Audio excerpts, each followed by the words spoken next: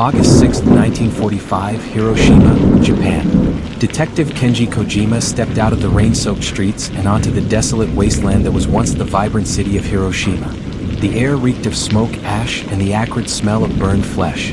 Kenji's eyes scanned the horizon, taking in the sheer scale of destruction. The atomic bomb, dropped just hours before, had left a trail of devastation in its wake. Buildings lay reduced to rubble, their steel beams twisted and tangled like skeletal fingers. The streets were littered with the bodies of the dead and the dying.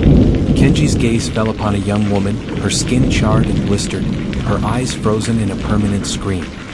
He knelt beside her, gently turning her over to examine her wounds. The blast had ripped through her clothing, exposing severe burns that would likely prove fatal. As Kenji continued his examination, he noticed a piece of paper clutched in the woman's hand. He carefully pried open her fingers, revealing a photograph of a young family, a husband, wife, and 2 children. The woman's eyes seemed to hold a desperate plea, as if she had been searching for her loved ones in the moments before her death. Kenji's thoughts were interrupted by the sound of footsteps approaching.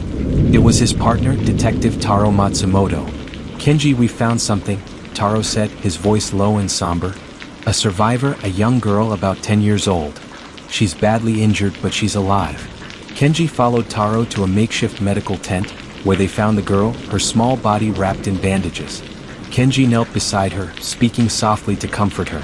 As the girl's eyes fluttered open, Kenji saw a glimmer of recognition. She whispered a single word, "Mother." Kenji's heart sank. He knew that the girl's mother was likely among the countless victims of the bombing. He took the girl's hand, trying to offer what little comfort he could.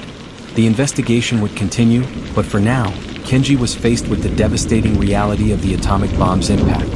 The city lay in ruins, thousands were dead or dying, and the survivors would be forever changed by the horrors they had witnessed. 3 days later, on August 9, 1945, a second atomic bomb was dropped on Nagasaki, Japan, killing an estimated 39,000 to 80,000 people immediately. The bombings of Hiroshima and Nagasaki would go down in history as 2 of the most devastating events of World War II, leaving deep scars on the world's collective conscience. As Kenji stood amidst the ruins of Hiroshima, he knew that the true extent of the devastation would take years, if not decades, to fully comprehend. The investigation would continue, but for now, the city mourned, and the world trembled at the horrors that had been unleashed.